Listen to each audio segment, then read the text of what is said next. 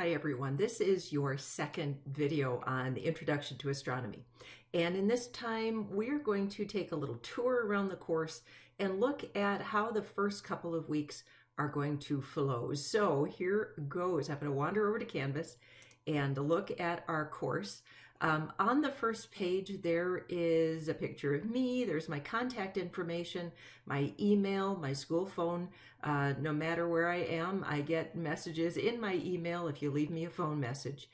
Virtual office hours, there's going to be a link right there. And then every semester, when those are going to be, will be posted right there. There are links to the syllabus, the schedule, and that equipment list that we talked about in that last video, and then the first video and this one. The home page looks like this, and then when you're ready to start the course, you go to this link, Introduction to Astronomy, and it will take you to the first page of Module 1. Now, most of the time when you enter the class, I highly recommend that you enter it through the modules. The modules are what we are going to go through one every week, and you'll notice the class is set up by weeks: week 1, week 2, week 3, week 4, and so on. The only thing that is not in a weekly setup is this one, Constellation Practice. And so in this video, we're going to talk through week 1 and a little bit about these crazy constellations. So to open the week, you click there, and then we enter the actual learning and lessons. The very first page of Module 1 looks identical to the home page, and that's the way it's set up, except for the fact that it has a next button in the lower right-hand corner. When you click on that, it starts out with the very first assignment. Now, the very first assignment in an online course, it is always difficult getting to know each other, so I'm going to give you two options. One is you can do an opening discussion board, or you can drop into one of my beginning first week online office hours and stop in and say hi. So I don't care either. You can do either one. You do not need to do both. Primarily, I want to get to know you as a human being. We're going to work together for the entire semester. So either do the discussion board or stop into my online office hours and say hi. One or the other is just fine, and grading wise they are equivalent. After that, you start the actual learning of the class. Now, how does the learning go? Well, you're going to learn in two ways. One is lectures from me, your instructor. The lectures are going to be via video, and the videos are all embedded in the course. Astronomy, Chapter 1, Video 2, Astronomy, Chapter 1, Video 3. So if you go in order, hit play, and these are going to be the lecture videos. I usually do these with PowerPoints with a voiceover, and you can tell there's a pen involved. I do some writing to illustrate points. Some students want copies of the PowerPoints, and if you click on this link, it will take you to a Google Doc portal, and you can print these PowerPoints if you choose to. If it was me, I would want a copy of those PowerPoint notes. I highly recommend you print multiple slides on a page, otherwise you're going to go through a lot of paper. Interspersed with my lectures, I am going to have some outside videos that will give you some demonstrations that I certainly cannot do. This is a real cool one. These fellows build a full-size scale replica of the solar system, built to size in the middle of the desert. Pretty cool.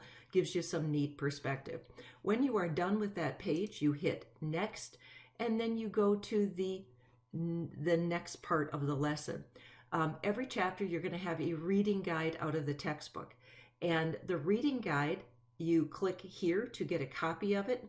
You can submit that one of two ways. When you get it, it's going to look like this, and this is keyed directly to that textbook. So if you're looking in the book for it and it says 1.1 in the textbook, it is in section 1.1 titled Peering Through the Universe. If all the questions in the section titled 1.2, how do we study things we can't touch, these questions are in that section. So I'm trying to make it easy on you, the student. Where do you find the answers to these questions? Right there. Folks, you cannot learn all of astronomy just by my quick little videos. You gotta read the book, and that's what these are about. Once that is filled out, you will submit that. Now you can submit it one of two ways. You can either type your answers in, save the file, and then upload that onto Canvas. The other way you can do it, if you like working in pencil and paper, is you can print it, print the answers in, and then you scan it and upload it that way. If you have an iPhone, there is a scanner built right into your phone. If you have an Android phone or a Galaxy or a Google phone or some other type, I don't know all the technology. So I highly recommend that you go to your app store, get a free app. There are multiples of them that are out there. Please choose one that has good reviews. Please choose one that seems to be free of some sort of malware, if you can find them. Adobe Scan has been recommended to me, and if you get some good recommendations, please let me know and I will share that with the group.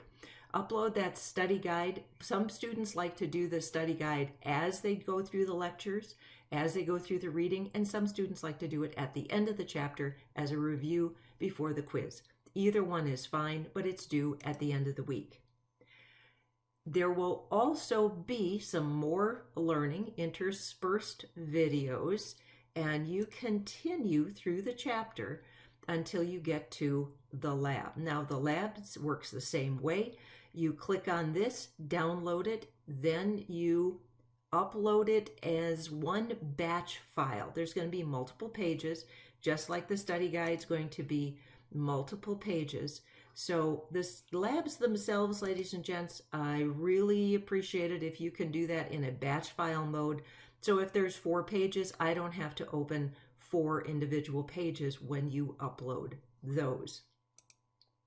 At the end of every chapter, we are going to look at a few constellations. You're going to have a total of 44 constellations that you learn throughout the entire semester. Those are the 44 constellations that are most common in the North American hemisphere. So every week, a few of them are going to be fair game on the weekly quiz. For the first week, it's going to be Aries, Taurus, Gemini, and Cancer. There's going to be a quick little 5-minute video illustrating those constellations. And this document here will give you the entire list of constellations by week, which constellations are fair game on the quiz that week. And then weekly, there will be a quick little video on that week's constellations. At the end of the week, there will be a quiz over the weekly information. Now, this is a timed quiz. You only have 5 minutes. You can use any resource that's available to you. But why is it timed? Well, it's timed because I want you to learn the information and study ahead of time. How do I suggest you take the quiz? Go through it, this is 10 questions, answer all the ones you know for sure, and if there's 1 or 2 you got to look up, save those to the end, look those up, and then hit submit. If you have an accommodation plan from academic services and you are allowed more time on a quiz, please get that accommodation plan to me. And some students say, Mary, I can't do it in 5 minutes. Trust me, you can do it in 5 minutes if you study ahead of time. And if you take my face-to-face class, they get a timed 5-minute quiz as well, and they don't get to use notes. So yeah, that's how that works. When you're done with the chapter, you go to the next section. There's always a little wrap-up to make sure that you've gone through everything for that week. And then typically you would go to the next week. Now there's one stray module, and that's this one that comes after week 1. And this is all about constellation practice. You have 44 constellations to learn by the end of the semester. And so I threw in this weird, crazy little extra module. It includes a couple different things. One more time, there's that whole list of constellations. Here are some constellation PowerPoints that gives you all of the constellation PowerPoint notes in one place if you want to print those. So I don't have those in individual lessons. I have them all in one place. Some students want flashcards. So here are some constellation flashcards. There's no names on them. You're going to have to attach the names and then cut them out if you want to make your own flashcards. And then I've attached some games that students have found and I have found. You don't have to use these. These are totally non-graded activities. Instead of playing Candy Crush while you're waiting for a doctor's appointment, you might be sitting there practicing your constellations. They're kind of fun. I think it's one of the funnest parts of astronomy. I want to be that person when I'm at a picnic and somebody says, "Hey, what's that in the sky?" I want to be the one that can say, "Oh, that's Cygnus the swan. That's Cassiopeia, the Queen of Ethiopia." Those are the fun things, some of the fun things in astronomy. After that, it just went funny, my internet did, and it does because I live in the country. When we are done with that, then you will start back at Chapter 2 the next week. The next week we go through